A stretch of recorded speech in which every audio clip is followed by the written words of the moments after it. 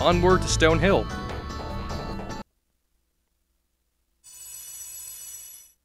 As you can see, there are not 100 gems here. I guess the developers didn't count on anyone having no life and counting them. But I proved them wrong. These rams are slightly larger than us, so we cannot ram them head first. We can, however, flame them, which kills them in one hit.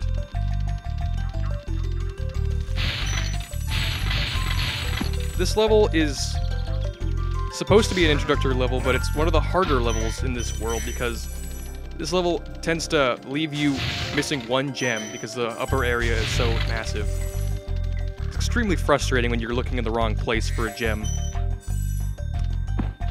And the camera is not being our friend right now. This is a great room. It's really satisfying smashing all the boxes there.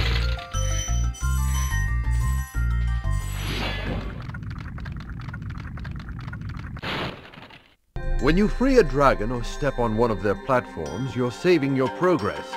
That could be useful if you run into trouble. Not that you ever run into trouble, Spyro. That dragon's sarcasm is extremely witty. I don't know if you caught it, but he said that we're not gonna run into any trouble. And we just finished like dealing with hostile lambs, or goats, or rams, or whatever they are. So I don't know if you guys caught that. That might have been a little bit subtle. Another life.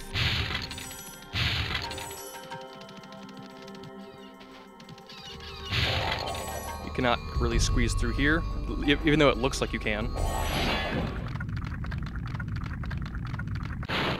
After you freed all the dragons, pass through this fancy vortex thingamajigger. It'll take you back to the artisan home. But first, let me tell you a story. No thanks. See ya. Spyro, as you can see, has no respect for his elders. It's kind of disgusting in my opinion. Spyro, I hope you don't grow up to beat up old people with your friends. It's not a fun thing to do. That's a key. That key opens a chest. And we got the key. Chests in this game, they always contain gems. They don't contain anything else. So we'll be getting that shortly. It's in this well over here that you may have missed. Maybe. I don't know. It's kind of a long shot that someone would miss this. But who knows? Who knows?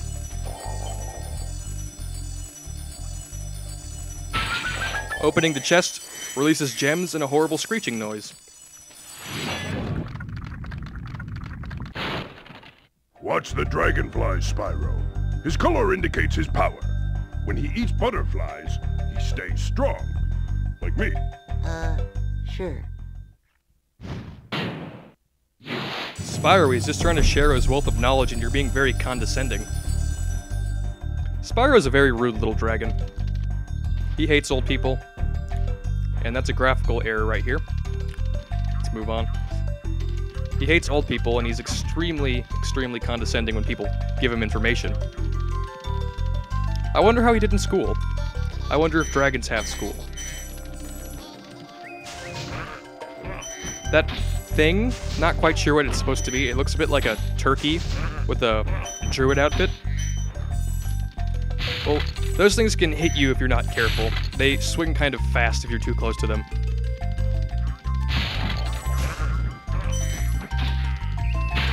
And they make really weird noises for some reason. As weird as they are, they're nowhere near the weirdest things in this game.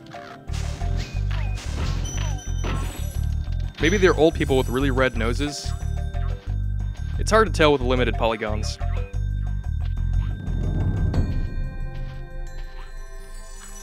This takes us to the top of the tower where we can access the upper level of this level.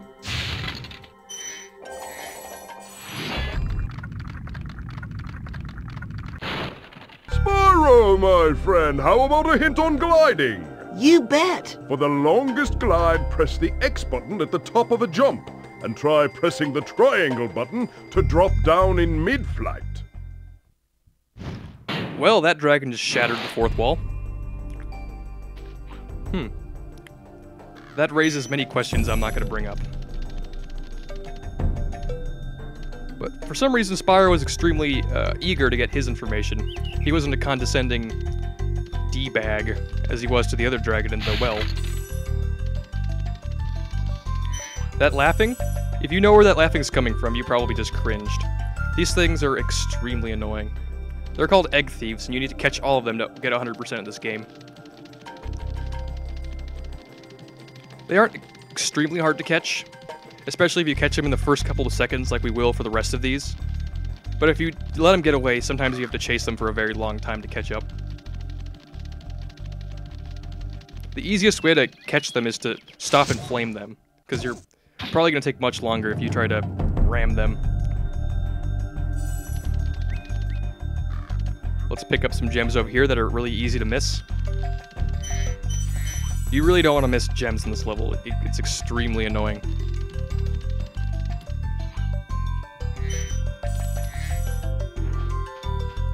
This castle you can miss a gem here if you don't explore every single corner. So you gotta be careful here. This game is all about being thorough. Not thorough the author, but like thorough as in exhaustive, I guess. Not quite sure why I brought that up, but oh well. Last gems over here are these trees, and we're almost done. And there you have it. 200 out of 200 gems. We can now exit this level. The exit teleporter is right next to this castle here, actually. You exit the level by jumping into those things, and it raises you out, and you presumably fly back to the homeworld. At least that's what the loading screen looks like. That is not 200 gems. There's no way. I'm not counting them, though. And we're done with that level. We can move on to Dark Hollow, which is over here, if I can point in the right direction, in this hedge maze. Very small hedge maze, but still a hedge maze nonetheless.